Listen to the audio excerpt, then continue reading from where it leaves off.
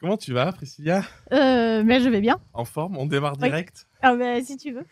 Est-ce que tu... Alors, pour la petite anecdote, pour le contexte, on a déjà tourné une première interview Oui. via Zoom. On est à la campagne, on est chez moi. J'avais pas de réseau à l'époque. Là, maintenant, il y a la fibre qui est arrivée. Donc, c'était un peu carnage. On l'a tourné en 2 ou 3 fois. Enfin bon, Ouais. c'était un peu compliqué. Donc, en fait, on s'est dit, on va le faire en vrai. Ce sera plus sympa. Ce sera mieux. Ce sera mieux, ouais. Est-ce que tu peux te présenter un petit peu qui tu es? Qu'est-ce que tu fais pour les personnes qui nous écoutent? Alors, donc, je m'appelle Priscilla Gissot. Je travaille sur Toulon, je suis dans le Var. Qu'est-ce que tu veux savoir? Je suis photographe. Mais combien de temps? Alors, je suis photographe depuis 14 ans et je suis spécialisée en photographie thérapeutique. Ouais. Voilà, ça a complètement spécialisé depuis fin d'année dernière. Okay. Vraiment, j'ai arrêté tout le reste.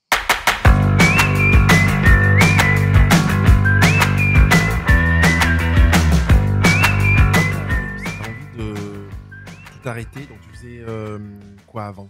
Alors, j'ai commencé par faire du mariage, un peu comme tout le monde, je sais pas. Après, j'ai fait du bébé. Et après, j'ai fait de la famille. Je faisais un petit peu tout au studio. Et puis, j'ai très vite cette spécialisation de faire des séances pour les femmes qui s'est transformée petit à petit à de la photo que j'appelle la photographie thérapeutique, vraiment plus ciblée sur l'estime de soi. Donc, je faisais tout ça et je communiquais sur tout ça. Et en 2020, j'ai décidé d'arrêter les mariages pour plusieurs raisons, mais principalement pour la fatigue et la communication, parce que ça commençait à devenir vraiment difficile de communiquer sur tous les pôles. Et finalement, l'an dernier, j'ai décidé de me consacrer uniquement à ce que j'aime, à cette partie-là, et à développer cet axe de la photographie que j'appelle la photographie thérapeutique. Ouais, parce que le mariage, je trouve que c'est quand même à part, parce que ça demande beaucoup de boulot dans la stratégie et tout. C'est une clientèle à part aussi. C'est une clientèle à part aussi. C'est une clientèle qui a besoin d'être rassurée sur les photos qu'elle va trouver et qui, à mon goût, aime bien arriver sur un site où on va parler quasiment que de mariage, quoi. Ouais, c'est vrai. Ouais. Du coup, c'est un petit peu compliqué d'allier toutes les communications, avoir 15 comptes Instagram. Voilà. Après, la charge mentale. Voilà, c'est énorme. J'ai plein de questions pour toi. Peut-être pour poser un peu le cadre, est-ce que tu pourrais définir qu'est-ce que tu entends par le côté photothérapie? Parce qu'on en parle souvent, il y a le côté photothérapeutique, photothérapie, photographie thérapeutique, il y a plein de termes qui existent. Oui. Poser un cadre et nous expliquer un peu ce que tu fais, pourquoi tu le fais, comment tu le fais. Alors, donc, le terme déjà le plus utilisé en règle générale, c'est la photothérapie. C'est un terme qui est quand même assez vieux, parce qu'il doit avoir bien, ou peut-être même plus, mais je dirais 15-20 ans, mais qui était un peu utilisé. En psychologie un petit peu Oui, par certains psychologues, mais aussi par des photographes qui ont commencé à utiliser ce terme de photothérapie, que personnellement, pour mes séances, j'ai transformé en photographie thérapeutique. Je vais expliquer pourquoi. Mais je fais également des séances de photothérapie. Donc, pour pas mélanger tout, j'essaye actuellement de bien communiquer sur le sujet parce que c'est effectivement un petit peu complexe. Et même mes proches me disent souvent, on comprend pas toujours tout. Alors, du coup, j'ai commencé... c'est aussi pour ça que je me suis spécialisée. C'était vraiment pour expliquer vraiment ce que je fais. Okay. Et comment on le fait. Surtout qu'il y a plusieurs façons de le faire. Donc ça, je reviendrai dessus aussi. Pour moi, la photothérapie, c'est vraiment... il y a thérapie dedans, mais c'est vraiment une thérapie sur soi, quelque chose où on va aller un petit peu en profondeur. Je voulais pas tout mélanger. J'étais photographe à ce moment-là. Et j'allais en plus créer la formation estime pour les photographes. Et je me suis dit, il y a un moment, il faut être clair. Si on est photographe, il faut mettre un terme qui correspond. Alors, effectivement, pour moi, ces séances-là sont thérapeutiques, mais c'est la photographie qui est thérapeutique. D'où le terme de photographie thérapeutique. Je suis spécialisée en photographie thérapeutique. Ça veut dire que quand vous venez chez moi, je suis photographe. Les photos que je vais faire, l'approche que je vais y amener est faite pour que vous puissiez trouver ce que vous avez besoin dans la photo. Il y a l'outil de l'appareil photo qui est pleinement présent. Oui, parce qu'en photothérapie, il y a la notion parfois de pouvoir avoir un travail sur soi où il n'y a même pas de photographies nécessairement qui sont prises. Oui. C'est ça oui. Ouais. En photothérapie, possiblement, vous pouvez travailler sur de la photo en papier vous pouvez travailler un petit peu dans l'esprit de l'art thérapie. Ouais. On peut aussi travailler en faisant de la photo, mais disons qu'on n'est pas dans l'art de la photographie. En photographie thérapeutique, c'est vraiment de l'art photographique qui va être fait par un photographe qui va amener la mise en valeur de la personne, qui va aller travailler sur l'approche de ce qu'il va faire avec la personne pour qu'elle soit valorisée sur cette photographie et que ça lui fasse du bien. Mais il ne va pas y avoir un suivi thérapeutique derrière. Certains photographes vont choisir de se lier avec des thérapeutes, avec des psychologues pour que ça apporte un petit peu plus, mais on reste sur le travail de photographe. Ouais, c'est un one-shot, c'est souvent un one-shot. Oui. Ça peut être en plusieurs aussi, mais généralement c'est un one-shot. Il peut y avoir des préparations aussi en amont, peut-être des choses comme ça. Oui, moi je travaille avec Clélia Guilbeault, qui est maquilleuse coiffeuse et qui a toute sa place dans nos séances, puisqu'elle fait la mise en beauté et qu'elle fait partie vraiment du travail de se découvrir autrement. Ouais, ok. Voilà. En photothérapie, je travaille complètement différemment. C'est des séances qui sont, qui n'ont rien à voir, qui sont complètement différentes. Je vais arrêter d'accrocher le micro à chaque fois que je parle. Non, mais ça va. Normalement, on est dehors, il y a du vent et tout. On va voir. On tente. Alors, on ne refait pas encore. On ne refait pas. Mais normalement, au pire, on entendra un peu les cigales. Normalement, ça devrait être pas mal. Donc, en photothérapie, l'approche est complètement différente. La personne va venir me voir vraiment pour parler de son histoire en profondeur et on va travailler sur de la libération émotionnelle. Moi, j'ai fait plusieurs formations de thérapeute, d'accompagnement qui me permettent d'aller travailler avec la personne sur ses émotions, sur ce que vraiment est à l'intérieur. Si on va sortir des choses qui, franchement, elle ne va pas les accrocher forcément sur sa cheminée, ces photos-là. Ouais. Voilà. Mais par contre, ça va vraiment libérer des choses importantes et on va travailler au travers de ces images sur l'inconscient. Parce que l'inconscient, lui, il va avoir besoin d'ancrer les choses, de les poser pour pouvoir s'en débarrasser. Ouais. Et donc, dans cette séance photo-là, on va vraiment travailler sur cette partie-là. On va les ancrer en photo papier, parce que ça, c'est vraiment très important et obligatoire. Les poser sur papier, mais ces photos papier, potentiellement, elles vont finir dans un tiroir, ou elles vont être brûlées, ou elles vont être déchirées pour suivre le système de la thérapie. T'invites, toi, à ce qu'il y ait un acte qui ancre un petit peu les choses? Comment ça se passe? Ça dépend de l'histoire, en fait. Ouais. Ça dépend de l'histoire. Il peut y avoir la photo que je vais lui conseiller de garder sur sa table de chevet et de la regarder tous les matins parce que c'est là où elle va vouloir aller. Travail à faire. Ouais. On va rester sur du positif, en règle générale. Et la photo qui parle de ce qu'elle veut libérer, de ce dont elle a besoin de se débarrasser, je peux lui proposer dans une autre séance de faire quelque chose avec, ou elle-même, quand elle est prête, de se débarrasser de cette image. Ouais, c'est hyper intéressant. Voilà. Mais c'est un travail qui est vraiment sur... on n'est plus dans l'ordre du souvenir, on n'est plus dans l'ordre de la photographie, de la belle photographie, même s'il y a plein de photos qui sont vraiment très très belles sur une séance de photothérapie, mais on n'est plus sur cette recherche-là. On est sur la recherche d'un moment, la séance est très, très dense en émotions. Moi, je vais vraiment aller chercher au cœur de la personne ce qu'elle a besoin de déposer, mais attention, c'est pas un travail de photographe. Ouais, là, on est sur un travail de thérapeute. Ouais. Et donc, je veux vraiment faire la différence entre les deux. Ouais, c'est hyper intéressant. Il y a plusieurs trucs. Moi, ce que j'ai remarqué sur mes propres séances, c'est que effectivement, la photo, sur l'instant, les personnes, elles vont peut-être pas forcément se dire je vais l'afficher. Mais il y a un travail, je trouve, qui est chouette dans l'outil de la photographie. C'est qu'en fait, on fige un instant. On peut en figer plusieurs, l'avant, l'après d'ailleurs.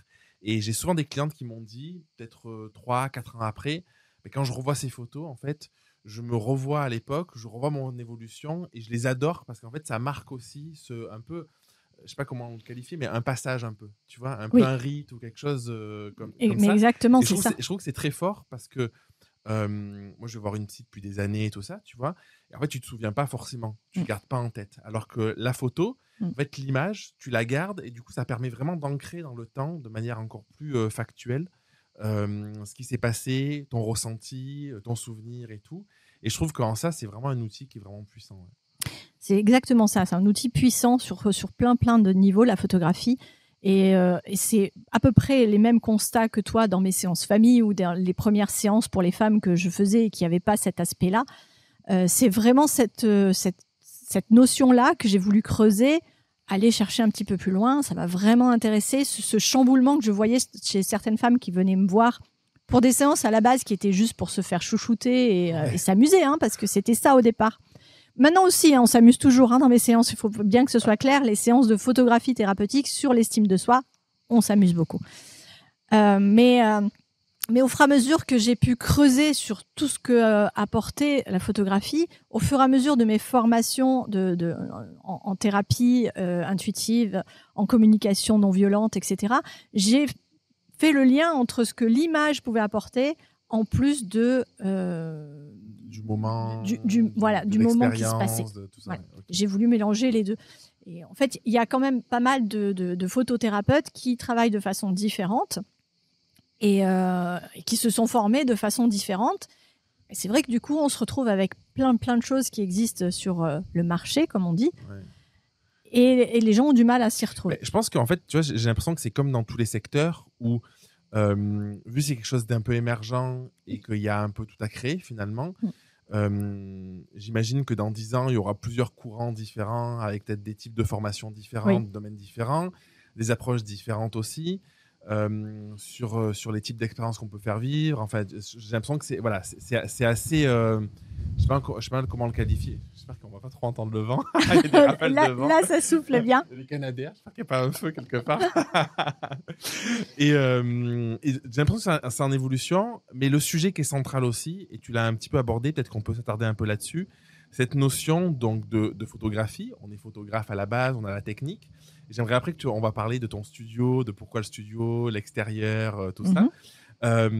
Et justement d'être aussi armé pour arriver. Armé, c'est peut-être un bon terme, mais d'avoir des compétences aussi, plus psychologiques, plus d'accompagnement, plus d'aide. Parce que du coup, dans ces séances, on peut aussi libérer des choses qui ne sont pas toujours forcément faciles à vivre. Et du coup, je pense que parfois, il faut. Moi, je sais que c'est un truc que je m'impose de me dire, elle est où ma limite en fait, de où je vais. Parce qu'en fait, je suis là pour que les gens passent un bon moment.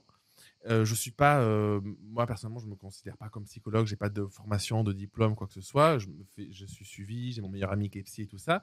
Mais je vois que c'est un travail qui est très différent en fait sur les trucs. Comment toi tu jauges le truc? Comment où c'est que tu t'autorises d'aller, à pas aller, en fonction peut-être des personnes, en fonction de toi, c'est du ressenti. Comment tu vois les choses? Alors déjà, je vais poser le cadre. Je vais parler principalement de la photographie thérapeutique parce que c'est ce qui concerne les photographes. Dans le cadre de la photothérapie en tant que thérapeute, c'est complètement différent. Voilà. Donc du coup, je fais vraiment la différence entre les deux et je vais parler principalement de la photographie thérapeutique. Après, en même temps, le fait que tu fasses les deux, tu as aussi les outils de l'un et de l'autre que tu peux combiner. C'est quand même une force, quoi.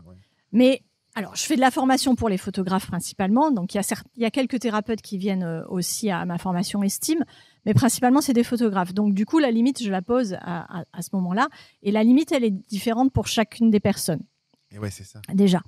Elle va dépendre de beaucoup de choses. Elle va dépendre de votre vécu et de la façon dont vous avez travaillé sur vous. Parce que, comme un thérapeute, même si vous ne l'êtes pas, comme un thérapeute, vous n'allez pas pouvoir aller sur des sujets qui sont délicats si vous-même, vous ne les avez pas travaillés. Je donne un exemple. Une personne qui vient travailler sur l'estime de soi, mais qui arrive fraîchement divorcée, alors que vous êtes encore dans le trou noir de votre propre divorce, ça va être compliqué. Pas, Vous allez pleurer ensemble, les filles, ça va pas le faire. Donc, du coup, en fait, il faut avoir... travailler ses blessures, ses faiblesses, parce qu'on va les attirer de toute façon. Moi, à la période où j'ai divorcé, j'avais une clientèle de divorcés de ouf. Mais ça, tu trouves pas que c'est assez fou ça parce que moi, j'ai, je vais pas dire 100%, mais j'ai au moins 90-95% de mes clientes qui viennent travailler sur des problématiques, du coup, en photographie, sur des trucs que moi, j'ai dépassés dans mon couple, ou que j'ai dépassés sur des problématiques... de confiance en soi, d'estime de soi, de rapport au corps, de trucs comme ça, ou parce que je l'ai abordé dans d'autres manières différentes. Et c'est fou que tu attires toujours ce truc de l'évolution où tu en es, quoi. Oui. Alors ça, c'est vraiment un truc qui est récurrent, c'est que il y a un moment où on attire les personnes qui ont un peu le même type d'histoire, et quand on va avoir fini normalement d'évoluer sur la problématique en question. Et je trouve que je pense que c'est vraiment une question d'énergie, mais ça c'est si on croise énergie ou pas. Voilà. Moi je le ressens pareil, et je trouve que ça c'est chouette parce que du coup mon ressenti c'est qu'on est vraiment à même d'accompagner ces personnes parce que c'est très frais et c'est pas théorique en fait. Oui. C'est des trucs qu'on a vraiment vécu, qui sont ancrés en nous et qu'on comprend dans un autre niveau peut-être. Alors, généralement, les personnes qui sont intéressées par la photographie thérapeutique et qui viennent à vouloir travailler là-dedans sont des personnes qui ont vécu des choses un peu difficiles, un peu lourdes, bon, un peu comme tout le monde, mais voilà. Souvent, les personnes qui viennent à ma formation, elles ont un bon petit bagage, mais du coup, elles vont avoir des choses à transmettre. Elles vont avoir des choses. Alors même si c'est clair que elles vont pas être là pour donner des conseils, mais elles vont pouvoir accueillir la personne qui va arriver avec ce bagage-là, parce qu'une personne à qui tout a toujours souri et tout a toujours été merveilleux, ben elle va pas forcément pouvoir accueillir une personne qui arrive et qui est toute cabossée. Ouais, elle va pas comprendre. Voilà, elle va pas avoir l'empathie nécessaire pour comprendre ce problème-là. Ok. Voilà. Est-ce que tu peux nous parler un petit peu, donc, pourquoi avoir choisi le studio ? Est-ce que c'est en lien avec ta démarche ? Dis-nous tout. Alors, à la base, le choix du studio, c'est principalement... Alors, ça a toujours été dans mon travail de photographe. Très rapidement, je suis arrivée au studio. J'ai dû travailler peut-être 2 ans sans studio. Et après, j'ai tout de suite fait le choix du studio, après avoir fait ma formation chez Claude Fougerolles, où j'ai appris comment pouvait fonctionner le studio. Je me suis dit, j'ai fait un constat vraiment tout bête, même si on est dans le Var, en fait, il y a des moments où il pleut, il faut repousser les séances, etc. Il y a trop de soleil parfois, il fait trop chaud. Voilà, il fait trop chaud, il faut aller travailler toujours le soir, etc. Machin. Un studio, c'est facile. Alors, avec des gros guillemets, hein, bien sûr, mais... Il y a un confort. Il y a le confort de pouvoir travailler n'importe quand. Au final, pour les séances de photographie thérapeutique, le confort qu'il peut y avoir dans un studio, c'est que on peut vraiment avoir l'intimité de cet espace qui est clos. À l'extérieur, il y a toujours un potentiel regard de gens qui peut arriver. C'est plus délicat à gérer. Et puis après, personnellement, je suis contrôlante dans la vie.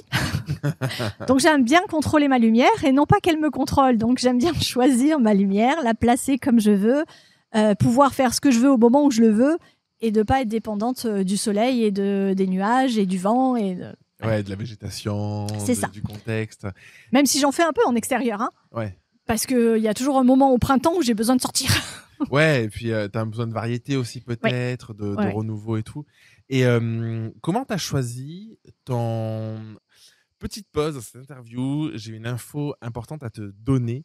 Avec Priscilla, on a décidé d'enregistrer un bonus. On va parler de vente de support additionnel.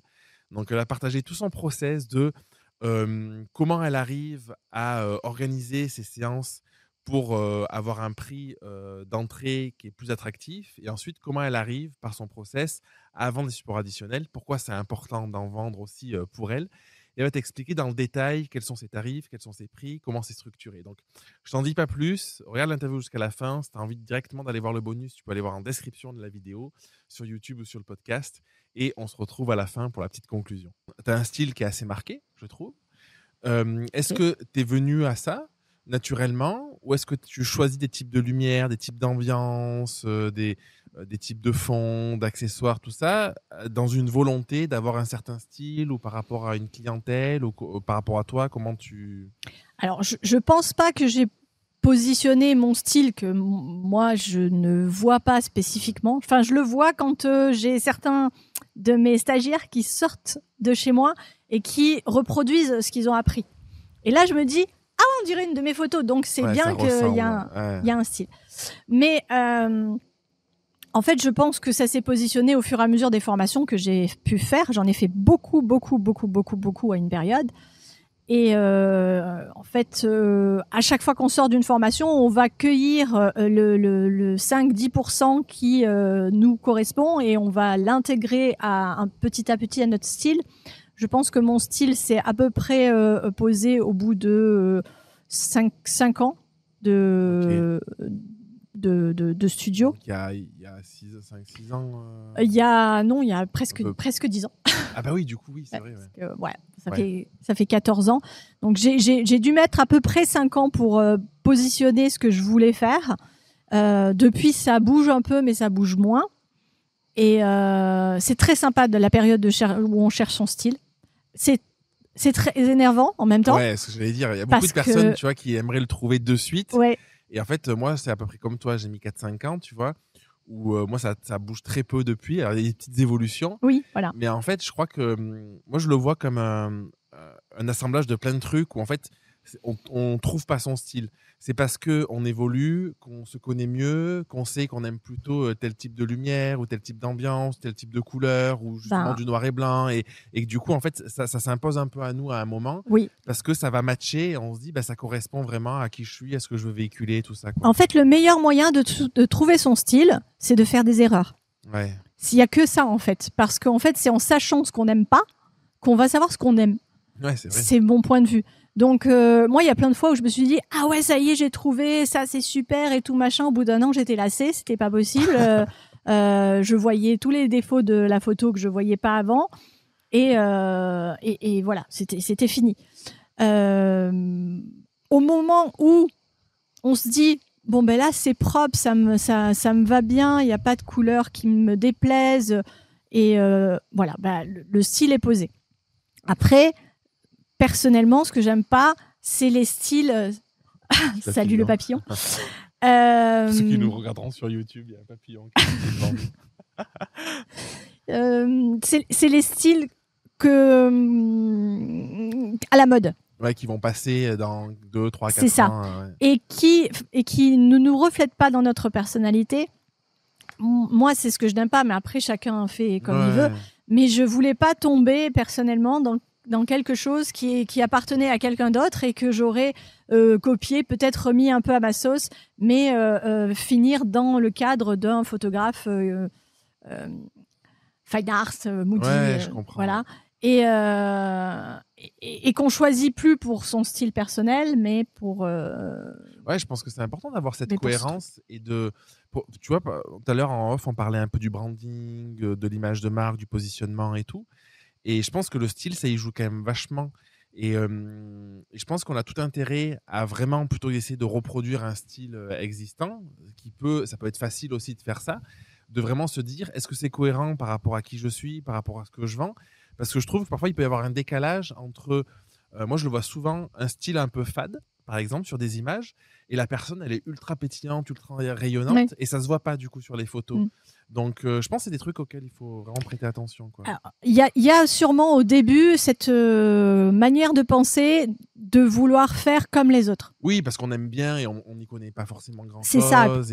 C'est une manière de se chercher. Comme tu disais, il faut essayer et tout ça. Quand on fait des formations, en général, quand on sort, pendant un temps, on va faire ce que le formateur nous a dit. Ouais. Et puis, au fur et à mesure, ça va s'adapter à son style. Il ne faut pas rester enfermé, en fait, dans les choses. Ouais. Voilà. C'est vrai que c'est difficile de se dire, bon, mais mon formateur, il m'a appris à faire comme ça, mais pour autant, moi, j'aime bien faire comme ça. Ouais, t'as raison. Ouais. Et il y a ce moment où, c'est comme dans l'éducation d'un enfant, il y a ce moment où on se rebelle et on dit, allez, moi, je fais comme je veux. On remet en cause les croyances et tout. Et voilà, mais c'est la même chose, en fait. Donc, faites votre crise d'ado et après chaque workshop. Après, ça va aller mieux. Trop intéressant. Est-ce que tu pourrais parler un petit peu du centre que tu as créé, le centre Estime, de pourquoi tu as créé ça, nous expliquer qu'est-ce que c'est déjà pour ceux qui ne connaissent pas. Et j'ai l'impression que ça joue aussi dans ton idée de venir à quelque chose autour du bien-être, de la connaissance de soi, avec la photographie, avec peut-être d'autres personnes autour. Comment ça se passe? Voilà, d'où vient l'idée? Comment ça se concrétise? Alors, le centre, il est venu d'une idée qui est née au tout début, que j'avais mon premier studio et que j'ai commencé à faire les séances Être une femme, et où je me suis dit, mon rêve ultime serait de monter un espace pour les femmes où elles pourraient se faire chouchouter et faire tout ce qu'elles veulent. Donc la première idée, c'était ça. Et donc ça a évolué en même temps que moi. Et après cette magnifique période de Covid, j'ai eu besoin de sortir du home studio, comme je te disais tout à l'heure, où j'étais depuis 6 ans. Oui, parce que jusque-là, tu étais en home studio, donc chez toi, à domicile, avec un studio aménagé. Ouais, en fait, c'est mon 3e studio, là. Le premier studio était un studio en ville. Ok. Et ensuite, j'ai fait le home studio à ma maison. Et donc là, j'ai ouvert le centre, ça fait 2 ans maintenant, dans le but de travailler avec des personnes qui allaient s'axer aussi sur l'estime de soi. Donc, dans le centre, il y a plusieurs thérapeutes qui sont là 1 ou 2 jours par semaine, qui accueillent d'autres personnes pour des soins, de la thérapie, de l'énergétique, de la sophrologie, de la nutrition. En fait, ça va dépendre des thérapeutes qu'on a, puisque ça tourne assez régulièrement. Et autour du bien-être. Voilà, reste... elles sont toutes autour du bien-être. Et du coup, ça nous permet en fait d'avoir un pôle. Moi, quand je fais les séances Être une femme, il y a une pause détente l'après-midi pendant que je fais le traitement des images. Et elles peuvent soit avoir un cours d'automaquillage, de colorimétrie avec Lélia, soit avoir un massage énergétique, une guidance en lithothérapie, de la thérapie intuitive avec Jennifer. Elles peuvent aussi demander... Il y a une cartomancière en ce moment qui s'est installée, donc aussi. C'est quelque chose que je connaissais pas, très peu. Voilà, il y a une coach et du coup elles peuvent avoir ce premier petit rendez-vous. Souvent c'est le premier avec une personne qui va lui ouvrir d'autres horizons aussi. Ouais, c'est hyper intéressant parce que je pense que quand on fait ce chemin-là, parce que derrière il y a la connaissance de soi, quoi, savoir un peu qui on est, soigner quelques blessures éventuellement. Enfin, il y a quand même ce travail-là. Si possible, c'est mieux. C'est mieux. Et du coup, d'arriver à avoir d'autres professionnels, d'autres thérapeutes qui peuvent accompagner de manière différente, je trouve que c'est hyper riche. Et est-ce que, du coup, toi, ça fait combien de temps qu'il existe le centre ? 2 ans. 2 ans. Bon, peut-être qu'il n'y a pas assez de recul, mais est-ce que tu estimes que pour ta pratique, pour ton positionnement, en termes d'image de marque, ça a un impact ou pas ? Comment ça... Si, totalement. Parce que, en fait, jusqu'ici... Ça fait même partie très certainement de la décision que j'ai prise d'aller vraiment que vers la photographie thérapeutique et de m'axer en spécialiste là-dessus. Quand j'ai ouvert le centre et que j'ai choisi de l'appeler Centre Estime et non plus Studio Priscillia G, quelque part, je me suis enlevée du statut de photographe social et je me suis positionnée dans photographe spécialisé en estime de soi. Et oui. Voilà, donc l'accompagnement sur l'estime de soi, etc. Et donc j'ai positionné tout ça. Et en fait, au bout d'1 an du centre, même pour les formations, comme les formations ont le même nom que le centre, ça a créé en fait voilà, exactement. Et un côté hyper pro en fait. C'est ça. Ouais. Et vraiment une spécialisation. Et je pense que ça m'a permis à moi de lâcher le reste. Et parce que c'est toujours pareil, hein, même si ça fait 14 ans, même si je fais des accompagnements, j'ai moi aussi des périodes de doute où je me dis ah là là, si je lâche la photographie sociale, est-ce que je vais y arriver ? Est-ce que je vais faire les deux ? Est-ce que donc du coup, il faut qu'il se passe des choses qui amènent à se lancer et à rester que sur un secteur. Et justement, comment tu fais ? Je sais que c'est une problématique. Alors, je sais pas, peut-être que j'attire ces clients-là en coaching, ces photographes. C'est une problématique qui est souvent très ancrée de cette peur de s'enfermer dans un domaine. C'est-à-dire qu'en fait, il y a beaucoup de photographes qui ont un besoin énorme de diversité, qui vont faire du mariage, de la grossesse, de la famille, du couple, du nouveau-né, du packshot, je sais pas moi, du corpo, de tout ce qui est possible, imaginable. Il y en a qui font moins que ça, mais globalement. Et il y a souvent cette peur de dire, si je me spécialise, du coup, je vais rater quelque chose. Si j'arrête le mariage alors que ça ne me plaît pas, du coup, on ne sait pas ce qui va se passer et tout ça. Donc toi, c'est intéressant parce que c'est un travail que tu as réussi à faire. Est-ce que tu pourrais partager un petit peu les bénéfices que tu vois comment tu arrives à nourrir peut-être parfois ta soif de nouveauté, de créativité, tout ça? Est-ce que c'est par les séances que tu fais? Est-ce que c'est en faisant des projets perso? Est-ce que, voilà, de parler un petit peu de tout ça? Alors, euh, en fait, moi, dans le style hyperactive, qui sait pas choisir et qui veut tout faire, bingo, On est bien. vous êtes au bon endroit. Je fais beaucoup trop de choses. Et en début d'année, mon principe de base, comme je m'étais vraiment spécialisée, c'était de rester focus. Je l'ai marqué en gros sur mon tableau de vision board, machin, tout. Bon, j'ai raté. Je croyais que t'allais dire, c'est bon, j'y suis. Non. Mais le principe de base, c'est de rester focus, au moins pour les clients. Parce qu'en fait, tu dis c'est raté, mais je trouve qu'au mode de l'extérieur, Ben voilà, t'as un c'est ça. centre estime, Oui. tu t'es spécialisé là-dedans, donc en tout cas Non. dans l'image que ça renvoie, ça paraît hyper focus pour le coup. Mais c'est ça. En fait, l'idée, c'est que la communication et ce que vous voulez, là où vous voulez aller, ça doit rester vraiment focus sur la spécialité. Par contre, C'est la différence entre ton intérieur et exactement, l'extérieur, quoi. exactement. Par contre, il faut se respecter. Moi, il y a un moment où je me suis dit, je ne me vois pas. J'ai eu aucun problème à refuser des séances bébés de gens qui m'appelaient parce qu'ils avaient trouvé mon numéro. Par contre, c'était impossible pour moi de refuser une personne que je suis depuis 10 ans dans les séances famille et qui m'appelle pour me dire ma fille a accouché, est-ce que je peux faire les photos? Oui, parce que maintenant j'en suis à leur fille a accouché. Hein. C'est un autre. Tu les as connus bébés. Voilà, presque. C'est presque ça. Non, quand même pas. Ouais, là, je sais. Quand même pas, mais on en est quand même pas loin. Donc du coup, ça c'est impossible. Donc du coup, il faut être un petit peu inventif. Moi, j'ai mon petit groupe Facebook depuis quelques temps qui servait pas à grand chose, mais qui était là où j'ai mes clients que je suis depuis 14 ans. Et les séances VIP sont nées, donc je continue à faire des séances famille pour eux, ce qui me sort de mon... Ouais, ce qui t'apporte le renouveau, la diversité. J'ai toujours cette diversité. En même temps, j'ai pas besoin particulièrement de communiquer. J'ai pas besoin de leur expliquer comment ça se passe. J'ai pas besoin de les éduquer parce que voilà. Tu gagnes du temps, quoi. Voilà. Donc ces clients-là, mais moi, ça fait 14 ans, donc forcément, j'ai ça. Hein. Ces clients-là, je travaille toujours avec eux et avec grand plaisir. Je fais même quelques petits mariages, mais petits. Hein. Mais tu le dis pas. Alors j'en parle, mais pas beaucoup. Je vous ai rien dit. Ah, tu vas être non, assailli dedans. Non, je ne vais pas être assailli parce que ce n'est que pour les VIP. Ça. Je vais modifier, je dirais, je fais que du mariage. Merci beaucoup.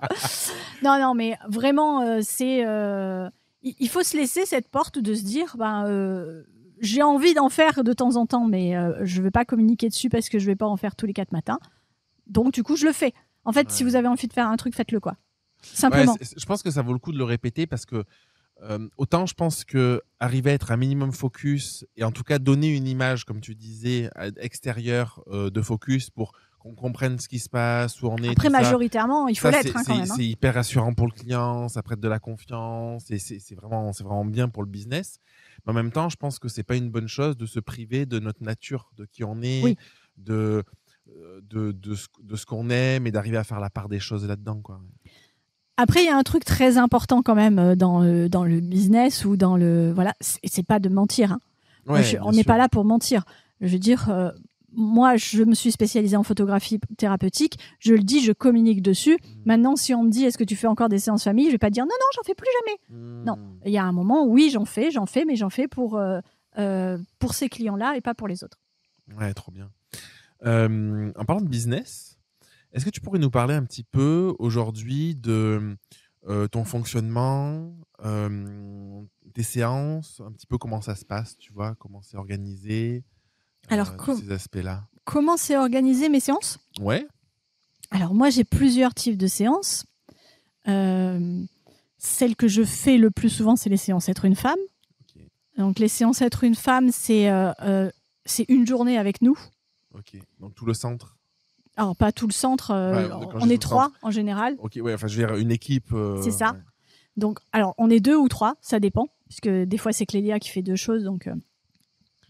Donc la personne arrive généralement à 9h30, elle passe à la mise en beauté, elle reste avec Clélia pendant une bonne heure et demie. Ouais, trop bien. Ouais, donc Ouais. elle a vraiment son temps pour elle. Exactement, coiffure, maquillage, elles parlent toutes les deux. Voilà. Clélia, c'est une grande blagueuse et du coup, ça les détend beaucoup quand elles arrivent avec la boule au ventre. Et Il y en a beaucoup qui ont ce stress-là avant la séance. ah oui, énormément, oui. Généralement, elles n'ont pas bien dormi, elles ont des cernes jusque-là, c'est super. Elles ont sorti le bouton d'herpès juste la veille. Trop de stress. Le corps parle. Donc voilà, c'est ça. Le corps s'exprime. Et donc du coup, elles ont ce petit moment pour voilà. Le stress remonte après quand j'arrive. Elle te voit du coup, warning. C'est ça. Donc ensuite, elles passent avec moi. Il y a toujours un moment où on va discuter de pourquoi elles sont là. Elles ont même un questionnaire à remplir. On va regarder ce qu'elles ont amené dans leur valise. Je leur demande toujours d'amener plus trop que pas assez. Il vaut mieux, hein. Voilà, parce qu'au moins j'ai le choix. Et en fait, au final, c'est moi qui vais choisir les tenues qu'elles vont porter, tout en étant très à l'écoute de ce qu'elles me disent. Le principe même de mes séances, c'est d'être très à l'écoute, Okay. de vraiment avoir une écoute active de ce que la personne me dit, de ne pas mettre mon propre jugement ou préjugé dedans, et tout en amenant la séance telle que moi je veux vouloir l'amener, être à l'écoute des dits et des non-dits. Voilà, donc c'est un petit peu compliqué, mais c'est vraiment ça l'important pour moi. Une analyse constante un petit peu de Oui. la personne, de comment elle se comporte, qu'est-ce qu'elle dit, Même qu'est-ce dans la qu'elle dit façon, pas, comment elle est. Même dans la façon de sortir les habits, il y a des choses qui se disent. Même dans ce qu'elle a amené, il y a des choses qui se disent. Une personne qui va m'avoir amené quasiment que des dessous, ça ne dit pas la même chose qu'une personne qui m'a amené que des cols roulés. Oui, ben forcément. Voilà, ouais. on est d'accord que... D'ailleurs, petite parenthèse, tu t'imposes un truc ou tu vas de l'habiller au nu? Comment tu... Alors, j'impose rien, mais je propose et je vais de l'habiller au nu, oui. C'est un peu un striptease, ma séance. Alors, au début, c'était vraiment le principe de striptease, en plus. Mais maintenant, c'est plus un petit saut en parachute, en fait. Ouais. Donc, du coup, suivant le niveau de la personne et de l'acceptation à ce moment-là et de ce qu'elle a besoin de faire, etc., le nu va toujours lui être proposé avec une phrase qui est toujours la même. Moi, ça m'est égal que tu fasses du nu ou que tu fasses pas du nu. Ça ne va pas changer ma séance. Par contre, toi, tu ne sors pas d'ici en disant « Putain, j'aurais dû ». Ouais. Voilà. Mais je trouve pas que c'est... Moi, je trouve que c'est... Quand mes clientes, elles décident de le faire, oui. 100%, et là, vraiment 100%, elles me disent c'est incroyable parce qu'il y a un côté, et ça, c'est revenu très souvent, un côté de tomber le masque un peu. Oui, c'est ça. Le fait de se déshabiller, t'es à nu, forcément. Donc, t'es à nu physiquement, mais t'es aussi à nu où t'as plus ta barrière sociale, ton truc qui te protège, même si c'est des sous-vêtements et tout. Il y a un truc de... moi, je ne l'ai pas vécu personnellement en tant que client, mais il y a un côté libération. Eh ben, Jérémy, il va falloir, dis donc. Ben ouais, je me dis ça depuis longtemps. Je suis pas prêt encore. Je pense que c'est un travail psychologique. Tu vois, c'est quand même un gros lâcher-prise que d'accepter de se mettre à nu devant quelqu'un et en photo et de se regarder. Ouais. Il y a quand même des passages très compliqués. Moi, j'ai une problématique aussi, quoi. je suis un homme. C'est encore compliqué. Il y a aussi ce côté-là. Alors, j'ai souvent des clientes qui m'ont dit, je l'aurais pas fait avec une femme. Ben oui. Je le fais parce que tu es un homme et je veux un regard d'homme aussi. Alors moi, j'ai pas un regard d'homme. Parfois, il y a des photos que j'aime pas, tu vois, qui montrent des trucs vulgaires et tout. Et je pense que j'ai des photos assez douces. Et du coup, il y a le côté, je reste un homme. En même temps, il y a avec une bonne part féminine. Ouais, j'ai une grosse part de féminité, carrément. Ouais. Mais en fait, moi, généralement, elles viennent me voir parce que je suis une femme. Ouais. Logique, hein. Si elle venait me voir parce que j'étais un homme, on serait emmerdé. On le sait pas. Je n'étais pas au courant. Bon, même si moi, j'ai une grosse part de masculinité, hein, quand même, mais bon. Et par contre, pour les hommes, c'est très compliqué pour vous parce que un homme qui va voir un homme pour se faire prendre en photo nu, c'est compliqué. Et un homme qui va voir une femme, c'est compliqué. Ouais, donc, vous avez une approche plus compliquée. Une femme qui va voir une femme, il n'y a pas ce complexe qu'elle peut avoir ou la peur du regard et tout. Non, on a moins cette approche liée principalement à l'homosexualité d'ailleurs. Ouais. Mais on a moins ce problème. Enfin, des copines qui vont, comparaison, de gamines, trucs, se faire des smacks, prendre un bain ensemble, Oui, etc. t'as raison, c'est un Il y en a truc, plein. ouais. Des mecs ados qui vont prendre des bains ensemble, il n'y en a pas beaucoup. Hein. Ouais, t'as raison. Voilà. Donc, on n'a pas ce même rapport au corps, effectivement. Et c'est vrai que c'est quand même plus complexe pour les hommes. Et puis pour les hommes, il y a tellement de connotations derrière. Ouais, c'est Alors vrai. des deux côtés, hein, parce que moi, la clientèle homme qui m'appelle pour faire des nus, elle est parfois très compliquée. J'ai des amis photographes qui m'ont déjà dit qu'ils avaient eu des demandes. Ah non, mais c'est hallucinant. Des fois, Ouais. je me dis, mais enfin, franchement, mais pourquoi tu fais ça, quoi? Faut pas faire ça. Pourquoi tu m'appelles en me disant ça? Ça me donne pas envie du tout de venir te faire des photos, quoi. C'est pas possible. Oh pétard. Donc, préparation le matin. Oui. Première partie. Et ensuite. Donc, du coup, après, on a une partie où on discute, où on regarde les habits. Et ensuite, on passe à la séance. La séance dure en moyenne 1h30. C'est quand même assez long. Il y a vraiment un process on va aller regarder toutes tes personnalités, toutes les facettes de toi. Donc, on va passer par les moments. On va commencer généralement dans une tenue un peu de tous les jours. C'est pas les meilleures photos, c'est les premières. Pour se mettre dans le bain. Pour se mettre dans le bain, pour que moi je prenne un peu le contact. Ensuite, on va passer très souvent sur une tenue un peu plus fun pour aller détendre l'atmosphère. Et on va aller sur des process que j'appelle le ridicule ne tue pas ou le relâcher des émotions. Du coup, tu as créé des process. Oui, moi j'ai des stratégie. process. C'est énorme, ça. Ouais. Mais c'est ce que j'apprends dans la formation Estime, tout le système.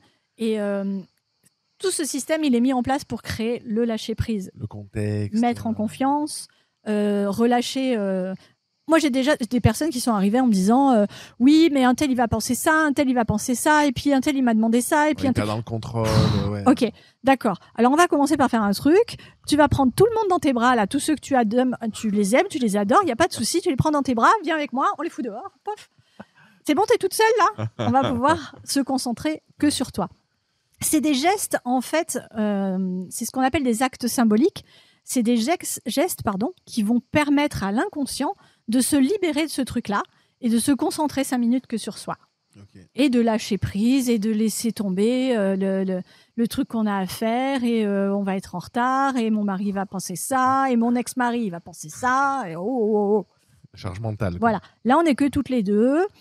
Voilà, donc c'est comme si tu étais toute seule d'ailleurs parce que moi, je suis juste là pour t'accompagner.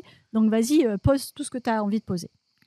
Trop intéressant. Ouais. Ok, donc la séance se termine. Voilà, généralement, elle se termine par du nu, mais pas tout le temps. Des fois, elles sont pas prêtes et c'est super ok. Des fois, j'ai juste un bout d'épaule et c'est déjà merveilleux. T'as des clientes qui reviennent un peu de temps après en mode j'ai envie d'aller plus loin ou...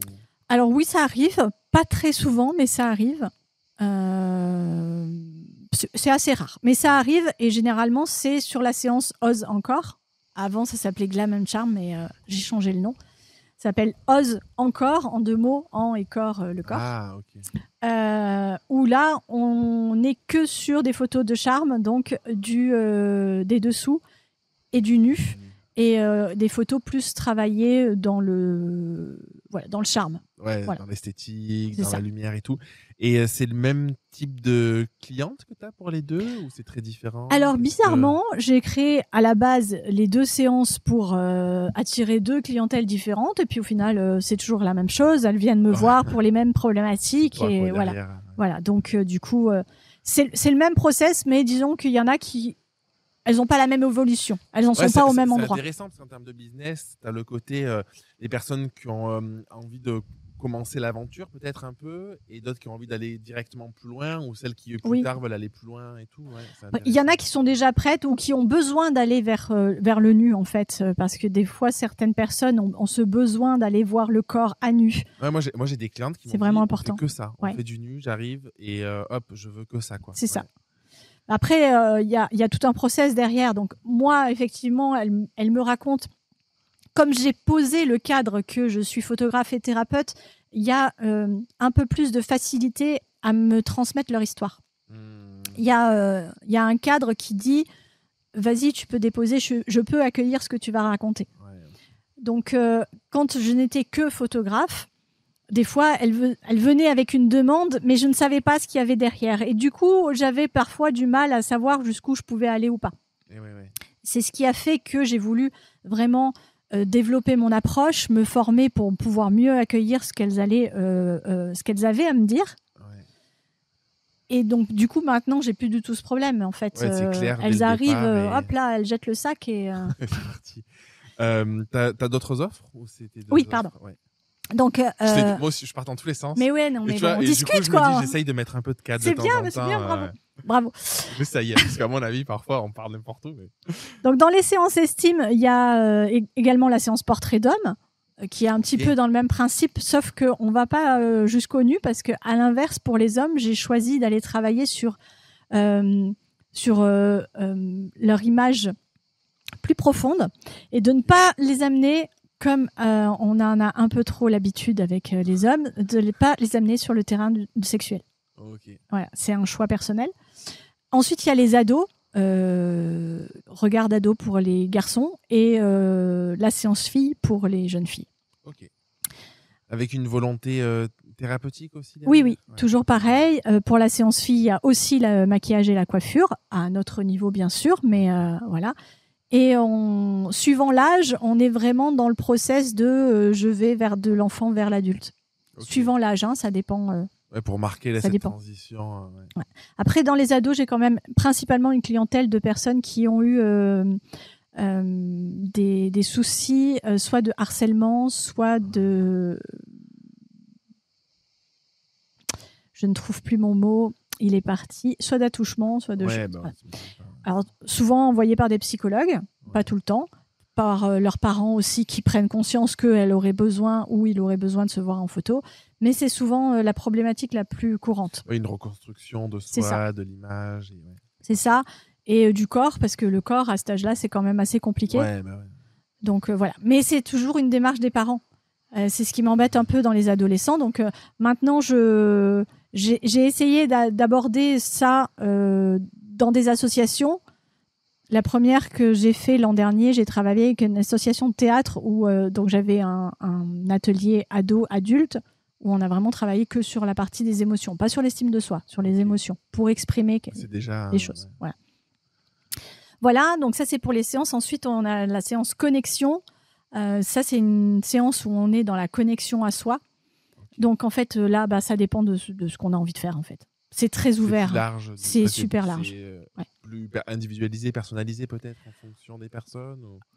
Tout est personnalisé, mais en fait, là, c'est des personnes qui ont envie de se mettre en connexion avec elles-mêmes, pour qui la séance être une femme ou le portrait d'homme ne parle pas. Ok, Et donc, du coup, voilà.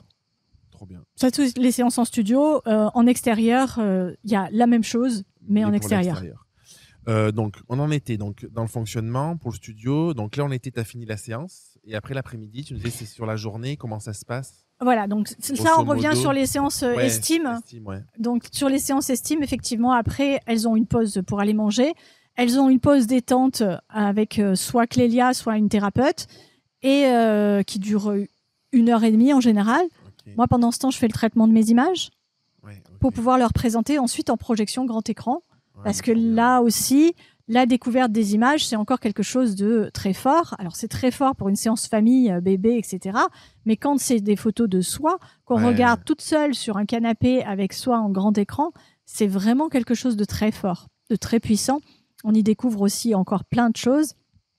Et ce qui s'est vécu dans la séance peut encore se transformer à la projection et se transformera aussi très certainement à la réception des produits. Et c'est hyper intéressant parce que du coup, il y a une notion chez toi qui est de vouloir accompagner la personne vraiment tout le long. Oui. Et pas la laisser en mode tiens, voilà ta galerie, démerde-toi. Ah bah non, il y a vraiment non, un côté. Non, mais je trouve que c'est vraiment. Oui. Il y en a qui font ça, tu vois. Oui, mais non. C'est des démarches différentes, mais du coup, toi, il y a le côté où même la projection, tu veux être là, tu veux que ce soit spectaculaire pour que la personne, ça participe encore à la transformation, à cette idée-là, quoi. L'expérience en photographie, on nous l'apprend plus, c'est hyper important. Ouais. C'est l'expérience qui est importante. En photographie thérapeutique, encore plus. Parce que si on veut vraiment que ça ait un impact sur l'inconscient, que l'image... Parce que le but, en fait, dans notre cerveau, on a une image de nous. Ouais. Les personnes qui viennent me voir, cette image dans leur tête, elle n'est pas top. Voilà. Ben moi, l'idée, c'est qu'elles en prennent une de ces images qu'elles vont voir sur ce grand écran ou qu'elles verront sur papier après. Nouvelle moi, quoi, un petit peu. Et qu'elles ancrent cette image-là plutôt que l'ancienne. Donc, le meilleur moyen, c'est de marteler déjà qu'elles les voient, qu'elles les revoient, qu'elles les choisissent, qu'elles les mettent sur papier si possible, qu'elle les encadre. Ça arrive assez rarement, mais voilà. Ce que je vends le plus comme support ensuite, c'est soit le livre, soit la boîte avec des tirages en dur dedans. Mais c'est important qu'elles aient du papier. Ouais, parce que le papier, ça ancre les choses dans les deux sens du terme. Hein, mais c'est vraiment quelque chose qui concrétise l'image. Sinon, c'est pas concret, en fait. Non, mais je trouve ça hyper intéressant parce qu'il y a un côté où tu parlais tout à l'heure du tableau de visualisation. Oui. Pour ceux qui ne connaissent pas, c'est se faire un tableau de ses objectifs, de ses rêves. Bon, on ne va pas rentrer dans le détail. Mais en fait, c'est un truc où c'est une projection et on mise sur le fait de notre cerveau ne fait pas la différence entre ce qui est vrai qu'on croit qu'il est vrai. Mais toi, tu as quelque chose de puissant, je trouve, c'est quand tu as l'image et que tu as le souvenir du moment que tu as vécu, qui t'a procuré une émotion, une sensation, un ressenti, tu as un truc qui est complètement réel et je pense que c'est d'autant plus facile de s'attacher à cette image-là pour avancer que de mettre une image de quelqu'un d'autre sur son tableau de visualisation en se disant j'aimerais être cette personne ou mettre des mots juste. C'est quelque chose de très concret, de très palpable. C'est quelque chose de vécu en fait. Ouais. À ce moment-là, par exemple, je vais donner un exemple. Il y a un moment où dans la période un peu fun que je te disais dans ma séance, possiblement avec certaines personnes, je vais leur faire la pose de Superman. Okay. Donc la pose de Superman, c'est ça. Hein. Pour ceux qui voient pas, désolé, mais vous imaginez Superman, c'est tout. On bombe le torse, on est fiers. Voilà, les mains sur les hanches, c'est vraiment très important. Et on reste comme ça pendant un moment et moi, je fais des photos. Ce sentiment, elle l'a vécu, en fait. On l'ancre en photo et à ce moment-là, elle sait qu'elle peut être Superman. Elle peut ressentir cet effet que ça pourrait être d'être vraiment puissante dans sa vie, puissant. Et du coup, une fois que c'est ancré, ça reste. Elle se rappelle. Moi, je lui dis, quand tu as besoin de dynamisme, quand tu as besoin de croire en toi, ressors cette photo. C'est sûr, c'est juste un moment, etc. Mais l'important, c'est ce que le corps a ressenti et ce que l'inconscient va pouvoir mettre dessus. Ouais, en plus, j'ai vu une discussion intéressante il y a des années où, avec ces deux visions pour avoir une émotion, ça peut soit passer par ce que tu peux dire ou exprimer, donc le langage, et tu peux dire à quelqu'un pense à un moment où tu as été fier de toi, un truc comme ça, et ça te donne le truc. Et ça peut passer aussi par le corps. Et le fait d'avoir une posture génère aussi une émotion. Oui. Je trouve que c'est intéressant, du coup, dans la démarche, dans tes process, de te dire, j'ai une phase consciente ou peut-être pour certaines personnes pour qui vont être plus à l'aise à l'oral ou qui vont arriver à connecter leur inconscient plus facilement, il y a des choses qui vont plus marcher et d'autres pour qui ça va moins marcher et d'être dans le corps, ça va automatiquement avoir le même effet, mais d'une autre manière, quoi. Donc c'est hyper intéressant. Ouais. En fait, il y a vraiment plusieurs process. Hein. Je ne vais pas tous les présenter. Détail, ça, c'était un exemple, mais il peut y avoir plein de possibilités. À ce moment-là, ce moment de la séance, il est vraiment très important. Ça dépend, hein. Certaines personnes n'en ont pas besoin. Mais pour certaines personnes, c'est vraiment le moment où on va poser la transformation. Et quand je parle de transformation, c'est la transformation du regard. Vous savez, quand vous faites une séance photo et que... alors moi, je donne un temps qui est à peu près de 20 minutes et qu'au bout de 20 minutes, le regard a changé. Ouais. Il s'est posé. Apaisé. Il y a quelque chose qui s'est... La personne est là. C'est ouf, ça. Voilà. Donc ça, si on est photographe, normalement, on l'a déjà vécu. Et moi, c'est ça que je cherche, en fait. Et pour obtenir ça, en fait, il faut déconnecter le mental qui est là et qui contrôle et qui dit « Attends, il faut que je me pose comme ça parce que ça va être mieux. » Et en fait, c'est horrible. Il est comme ci, voilà. Comme ça, et tu me bouges comme ça, c'est mieux. Non, c'est pas mieux, non. Ne fais pas ça. Tu n'es pas un canard. Oublie. Donc, en fait... Ce moment où moi je vais aller travailler, mais c'est des moments qu'on peut retrouver dans les méthodes, dans d'autres méthodes, comme par exemple, je vais revenir sur Moment Design, mais c'est un petit peu aussi le même type de méthode qui est vraiment là en fait pour que la personne, elle revienne là, qu'elle soit là. Mais en fait, c'est des trucs. Tu vois, quand tu as dit process, je trouvais ça hyper intéressant parce que je pense que beaucoup de photographes font mécaniquement tout ça. Oui. Et le fait à un moment de le conscientiser et de définir des process qui peuvent être plus ou moins souples d'ailleurs, c'est hyper intéressant parce que ça permet de le faire en conscience et du coup ça permet plus facilement d'aller à un résultat. Aussi, exactement. Donc, exactement. Et c'est vrai que j'ai eu toute une période où je faisais tout un tas de choses sans savoir ce que je faisais. Ouais. Après, j'ai commencé à le conscientiser, à le poser. Et vraiment, vraiment, quand j'ai commencé à faire les formations en début 2020, donc c'était il y a 3 ans, hein, Ouais. là, je me suis dit, mais en fait, t'as un process, il est super clair en fait, Ouais. mais t'avais jamais vu. Mais parce que je l'ai posé sur papier. Et ouais, c'est ça. Et quand je dis que le papier concrétise, ça marche aussi pour ça. Tout, ouais. Et quand avec Clélia, on s'est posé et on a posé les choses comme ça, mais je dis, oh, mais en fait, c'est génial de le faire comme ça parce qu'on se rend compte qu'il y a un process. Il y a un process qui est suivi et que parce qu'il est suivi, ça fonctionne. Ouais, trop intéressant. J'aimerais bien qu'on parle maintenant de la conférence. Oui. On saute du coq à l'âne. Non, bah pas trop parce que c'est voilà, c'est lié. Que tu organises, que tu nous dises qu'est-ce que c'est, quand c'est, comment ça se passe, pourquoi tu as eu cette idée, pour qui c'est aussi. Alors, la journée de conférence, ça s'appelle l'image miroir de l'inconscient. J'en parle depuis le début, l'inconscient dans tout ce qui est photographie thérapeutique et photothérapie, c'est vraiment quelque chose de très important. C'est le principal objet qui va servir en fait dans ce type de séance. Donc du coup, ça s'appelle l'image miroir de l'inconscient.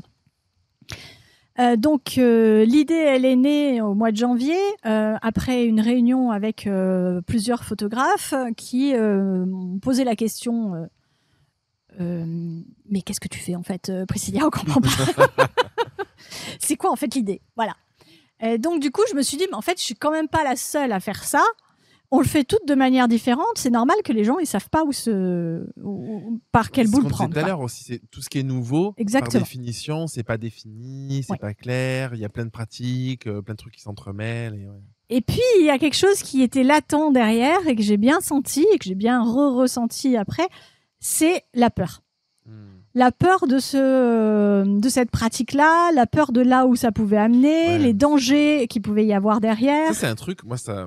Petite parenthèse, mais dès que tu parles de photographie thérapeutique, de ces choses-là, il y a des warnings chez les gens. Tu as l'impression que tu es le diable, tu sais, parce que du coup, il y a ces peurs, il y a tous ces fantasmes qui peuvent exister de la formation. Il y a plein de trucs qui existent, je trouve, qui sont assez fous. Hein. Ouais, en fait, il y a une espèce de peur de prise de pouvoir sur l'autre. Ouais, c'est ça. Et ce qui n'est pas du tout le cas et pas du tout le but. Voilà. Mais effectivement, comme dans toute pratique, il peut y avoir des dérives. Ouais. Donc, je me suis dit, effectivement, c'est vrai, il faut en parler. Parce que, moi, je vous le dis tout net, quand je vois des photographes qui font du boudoir, qui disent photographe, boudoir, photothérapie, non. Non. Même parfois, il y en a qui n'utilisent pas le terme et qui font photo confiance en soi. Et en fait, quand tu vois les photos et tout ça, c'est pas non plus, je pense... Alors, peut-être que dans leur séance, il se passe plein de trucs qu'on sait pas et qu'au final, dans la photo, on voit pas. Peut-être. Ouais. Mais alors, va falloir l'expliquer parce que non, en fait, on fait pas de la photo boudoir en disant c'est de la photothérapie. Non, il y a un process qui se passe dedans qui voilà. Et puis la photothérapie, c'est de la thérapie. Voilà. Bon, ça c'est mon point de vue, donc je veux pas l'imposer au monde, mais quand même.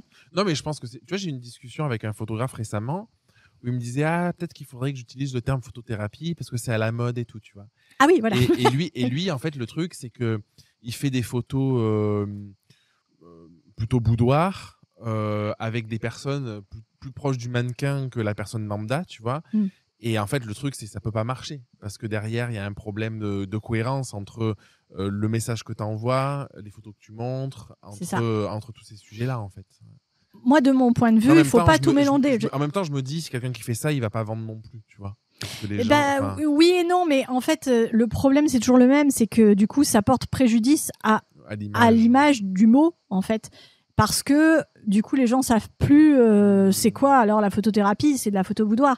Je veux pas dire que la photo boudoir ça fait pas du bien aux gens, hein.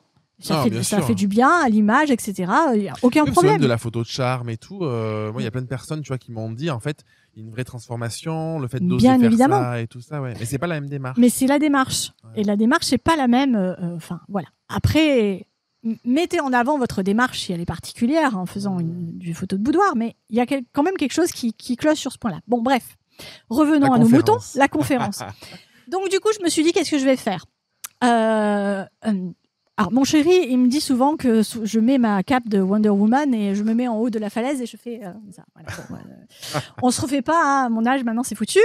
Donc du coup, je me suis dit, bon, je vais pas imposer mon idée au monde, c'est pas du tout l'idée, donc je vais aller voir toutes ces personnes que moi je connais qui travaillent dans ce domaine-là de diverses façons pour que chacune vienne exprimer son point de vue.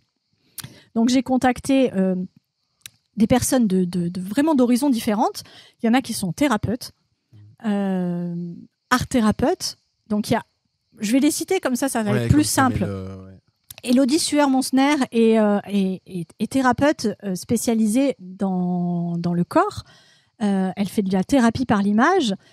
En fait, elle se sert de la photo, elle est photothérapeute, mais elle se sert de la photo vraiment pour travailler sur une problématique, un traumatisme. Et vraiment, mais elle ne se sert pas que de la photo, elle se sert aussi du miroir, elle se sert de plein de choses. Mais son outil principal, c'est l'image. Donc, du coup, elle a créé son concept et sa formation de photothérapie. Donc, Élodie sera une des conférencières. Ensuite, il y a Catherine Jubert. Elle est art thérapeute. Elle se sert autant de l'écriture que de la photo, que de toute... Tout ce qui est voilà. Domaine de l'art. Je ne vais pas vous dire tout parce qu'elle vous en parlera mieux que moi, hein, mais les interviews sont sur ma chaîne à moi de YouTube.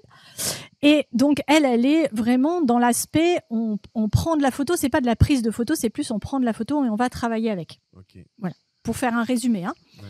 Ensuite, il y a Marie Ployard. Marie Ployard, elle est photographe thérapeute. Elle fait que de la photographie, que de la photothérapie, pardon. Où elle est vraiment dans l'aspect de on va travailler en thérapie par rapport à ta problématique. Okay. Sarah Havel, elle aime travailler sur les défauts des personnes pour leur montrer que c'est pas forcément des défauts. Ouais. Il y a un côté, Sarah, on a fait une interview c'est vrai. Aussi sur le côté grossophobie. Exactement. Vraiment le rapport au corps de manière remettre poussée, de la beauté là où on a toujours décidé que c'était de la laideur, remettre de la beauté. Moi, je trouve que sa démarche est très sympathique. Ensuite, il y a Milena Perdriel, que tu connais aussi. On a fait une interview aussi. Voilà, et qui est photographe. Ouais. Elle ne fait pas de photographie thérapeutique. D'ailleurs, elle a fait un article bien là-dessus pour le préciser. Et pourtant, moi, dans sa démarche, je lui vois une volonté de portrait personnel, très personnalisé, et qui amène, et elle le dit elle-même, une démarche particulière, une responsabilité du photographe. Et c'est de ça qu'elle viendra nous parler. Ouais, et puis Milena, moi j'avais fait une formation avec elle il y a peut-être 8 ans, je sais pas, 7-8 ans, à l'époque du Beloved. Ce qui nous rajeunit. Ce qui nous rajeunit pas. Et du coup, elle a toujours eu cette approche dans le corpo, dans les photos qu'elle fait, de connexion à l'autre, de comprendre, de laisser la place, d'exprimer pleinement qui on est, tout ça, c'est hyper intéressant. Donc elle a une approche quand même de développement de soi, quelque part. De connaissance voilà. de soi. Ouais. Elle le définit comme elle le définit, mais il y a cette approche-là et je voulais qu'il y ait vraiment ce panel de personnes différentes qui travaillent avec la photographie juste pour montrer qu'il y a plein de façons de travailler, mais que oui, puis après, il y a tranquille. Les personnes qui assument pleinement de dire je suis photothérapeute, des personnes qui n'assument pas et du coup qui ont une approche qui s'en apparente, mais qui vont dire moi je suis juste photographe. Oui, mais alors je pense que c'est pas une question d'assumer ou pas, c'est que effectivement, si on prend l'exemple de Milena, elle est pas thérapeute, elle est photographe, et ça l'intéresserait pas d'être thérapeute. Donc, mais son approche en tant que photographe a quand même quelque chose qui va aller jouer dans la structure de l'inconscient de la personne, forcément. Ensuite, il y a Réa Chirudo, je sais pas si tu connais Réa, qui a vraiment une démarche particulière dans ses autoportraits. Et c'est de cette partie-là que je lui ai demandé de venir parler parce qu'elle a des autoportraits qui vont aller vraiment chercher dans son histoire et qui vont vraiment exprimer des choses et qui lui font du bien. Donc, il y a cette partie-là. Ça, tu vois, j'ai pris conscience de ça, l'autoportrait. Avec l'Agro Academy, on a sorti une formation avec Elsa Kadik. Elsa, c'est une photographe, elle fait beaucoup de photographie sociale. Et elle avait entamé un projet perso pendant le confinement, justement, autour de l'autoportrait. Ouais. Donc, en fait, elle a fait, je crois, une dizaine ou une quinzaine d'autoportraits. Et elle faisait vraiment des mises en scène, où elle se mettait en scène, il y avait un travail de réflexion plus ou moins poussé selon les séances, tout ça. Et en fait, au début, elle a fait juste pour s'occuper un petit peu et puis en mode, je vais voir. Et en fait, son retour, et elle en parle pas mal dans la formation, c'est justement de dire qu'il y a un côté introspectif très puissant, d'accepter, d'aimer des parties d'elle qu'elle détestait, parce qu'à force de se voir sous un certain angle, elle arrivait à s'aimer, de jouer avec son corps, avec sa féminité, avec tout ça. Et c'était hyper intéressant de l'entendre parler de ça, quoi. En fait, pour moi, dans l'autoportrait, tel que tu le décris et tel que le fait Réa également, on est vraiment dans l'acte symbolique. C'est-à-dire que quand tu vas aller poser ton histoire comme ça sur une photo, mais avant, il y a toute la mise en scène, il y a tout ce que tu vas faire. Tu vas créer un moment, tu vas créer un acte symbolique qui va forcément jouer sur ton inconscient. Ouais. Donc, ça reste vraiment dans ce domaine de l'acte symbolique. Ensuite, Donc, il y a Céline Machy. Céline Machy, elle va travailler. Elle travaille beaucoup à aller vers le social, à apporter la photographie, autant dans le. C'est une abeille. Bonjour. Autant dans la prise de photo que dans la prise de l'appareil. C'est-à-dire qu'elle peut aussi donner l'appareil photo à des groupes d'ados avec lesquels elle travaille, qui vont faire des photos pour s'exprimer eux. Okay. Parce qu'il y a aussi cet aspect de la photographie, et on le sait bien, nous, en tant que photographes, de pouvoir s'exprimer en prenant des photos, c'est encore un autre domaine. Ouais. Voilà. J'oublie Aurore Soumille, qui est pas très loin. Elle est sur Avignon, Aurore Soumille. Ah oui, ok, d'accord. Et elle travaille. Elle est aussi maître praticienne en énéagramme. Ok, d'accord. Et du coup, alors vous chercherez si vous connaissez pas. Et c'est très intéressant. L'énéagramme, si vous connaissez pas, moi je vous conseille de tester parce que c'est vrai qu'elle est là. Là c'est nous deux. Ouais, moi là. Sur les profils de personnalité et pour comprendre un peu notre fonctionnement et tout, c'est passionnant. Ouais. Voilà, elle a vraiment poussé le concept jusqu'au bout puisqu'elle est maître praticienne et du coup, elle allie ça à la photographie principalement pour travailler avec les entrepreneurs. Okay, c'est très intéressant. Ouais. Est-ce que j'oublie quelqu'un parce que ça serait ballot? Élodie, Catherine, Réa, Céline, Milena, Aurore, il y a moi. Hein, ouais. C'est moi que j'oublie. Sur quoi du coup? Moi, j'interviens sur la photographie thérapeutique, forcément, et sur cette approche. Je n'en ai pas là-dessus, moi. Il n'y a pas de surprise. Je crois que j'oublie personne, mais si j'en oublie une, c'est vraiment ballot. On est 9, j'ai pas recompté. Mais bon, normalement, j'ai oublié personne. Attends, on va recompter, il faut être sûr. Aurore, Céline, Réa, Élodie, Catherine, Milena, Sarah, Marie et moi. Marie, si Marie, j'en ai pas parlé. En plus, Marie, je l'ai eu en interview ce matin. Si Marie, j'en ai parlé, c'est bon. J'en ai parlé. Je sais plus si j'en ai parlé ou pas.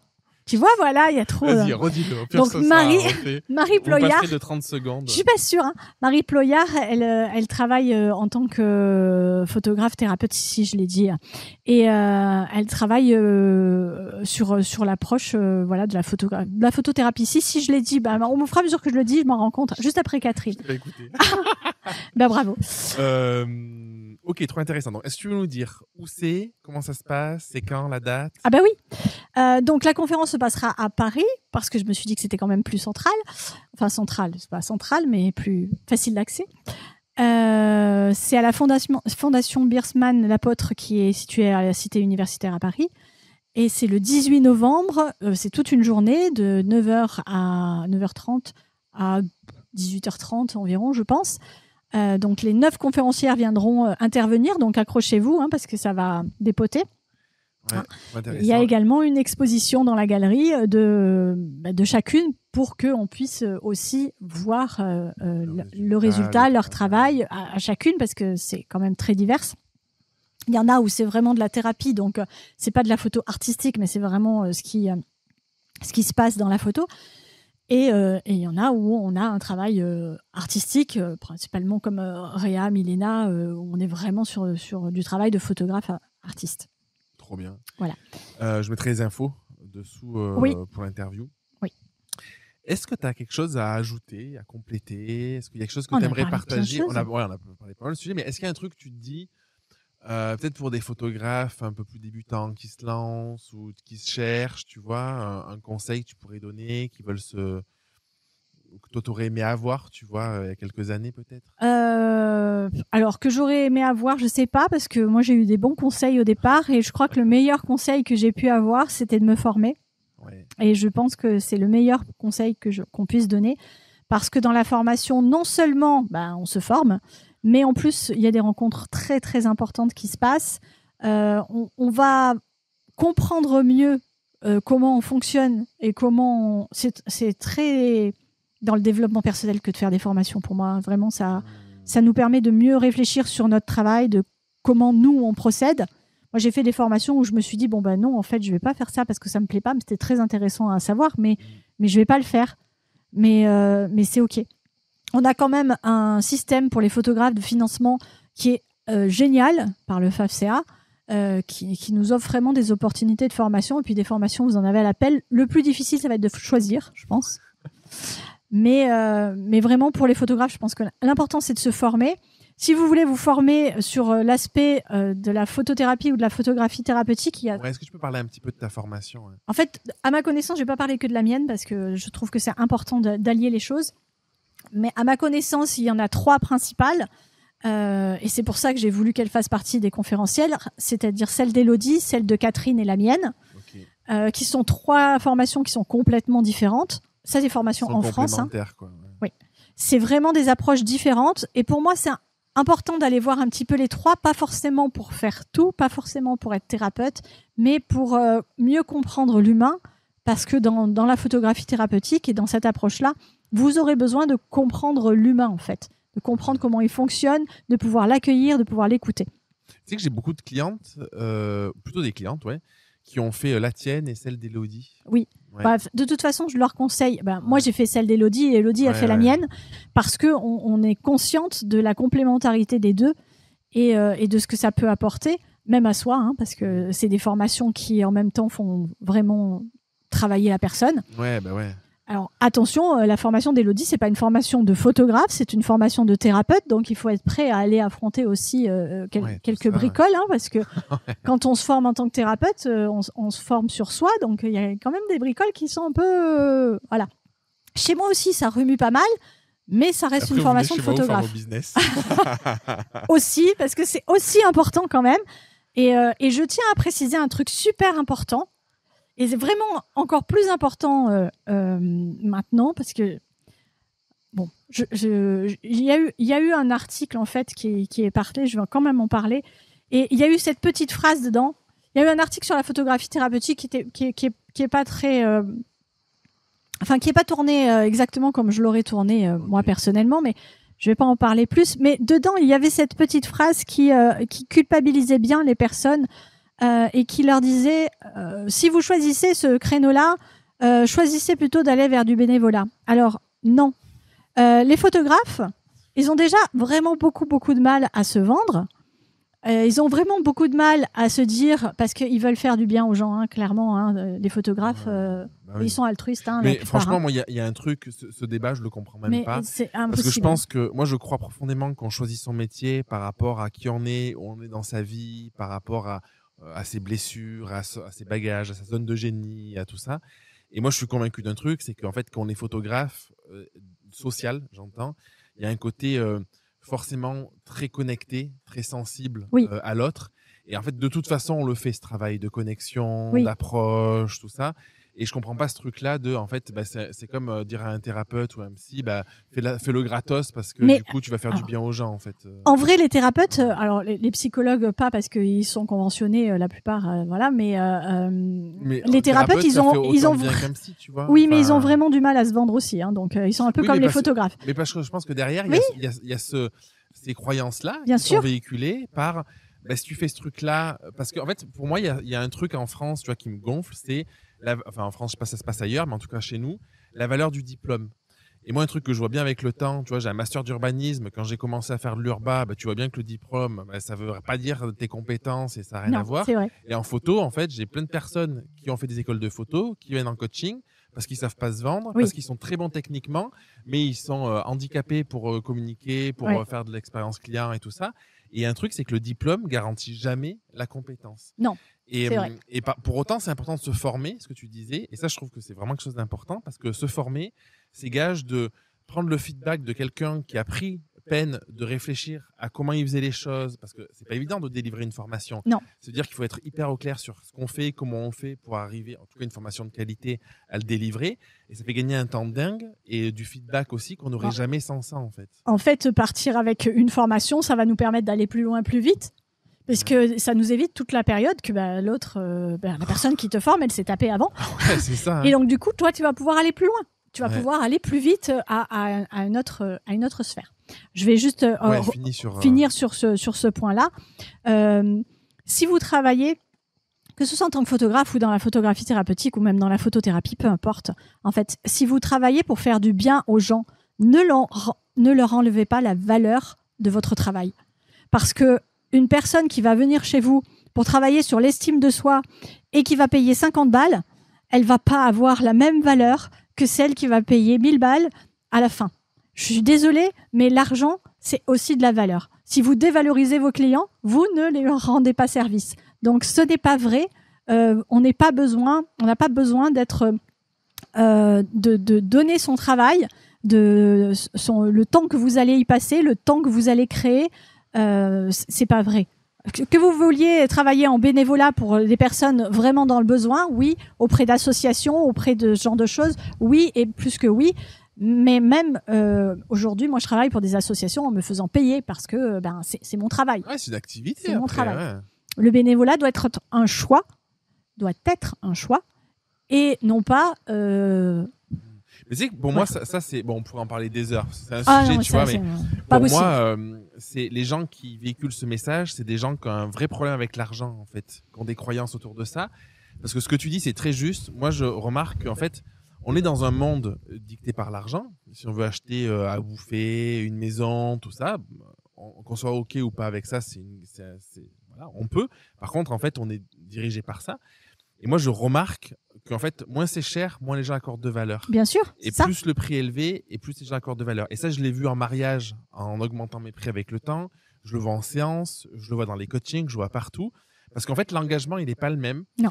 Quand on se dit, je mets 1000 balles dans une séance, parce que derrière, du coup, on va être pleinement engagé, pleinement conscient, c'est un choix qui est réfléchi. On va probablement, la plupart du temps, ce que je remarque, en fait, avoir une volonté de faire un travail derrière d'amélioration, et du coup, on va forcément avoir une transformation qui est beaucoup plus importante. Alors que quand c'est offert, ou quand c'est pas cher, en fait, on va accorder juste c'est pas cher ou c'est offert, quoi. C'est ça. Et du coup, il n'y a pas la même valeur. Et si on accroche une photo qu'on a payée 5 € chez nous, là, on va très vite dire ça va, on peut l'enlever. Voilà. Un tableau qui nous a coûté, je sais pas, je dis 1000 balles, mais bon, j'exagère peut-être un peu, mais encore que, même 250 €. Tu fais attention, quoi. Et puis tu fais attention. De la même manière. Bien sûr que non. Il y a un travail derrière, il y a une volonté de se l'acheter.